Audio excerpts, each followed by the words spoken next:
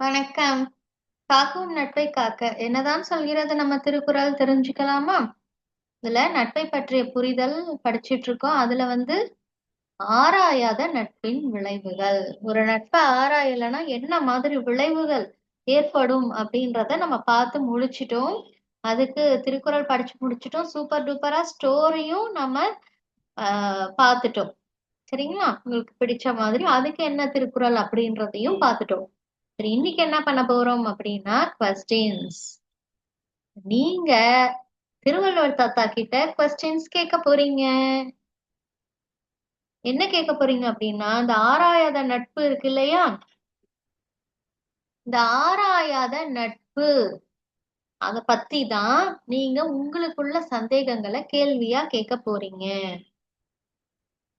சரிங்களா? அதோட விளைவுகளோ இல்ல அந்த ஆராயாத நட்பை பற்றியோ உங்களுக்கு இந்த நட்புல என்ன மாதிரியான கேள்விகள் இருக்கோ நீங்க இதுவரைக்கும் நீங்க அனுபவிச்சது இல்லைன்னாக்கா நீங்க உங்க ஃப்ரெண்டுக்கு நடந்திருக்கும், உங்க வீட்ல நடந்திருக்கும், இப்படி ஏதாவது இல்ல படத்துல பார்த்திருப்பீங்க. இப்படி உங்களுக்கு அது மூலமா ஏதாவது சந்தேகங்கள் இருந்துச்சுன்னா நீங்க கேள்வி கேட்கணும். சரிங்களா? கேளுங்க கேளுங்க நறுக்குன்னு 4 கேள்வி கேளுங்க. மினிமம் 4 கேள்வியாவது இருக்கணும். ஓகே செல்லக்குட்டீஸ்? இதுதான் இன்னைக்கான அசைன்மெண்ட். தேங்க்யூ.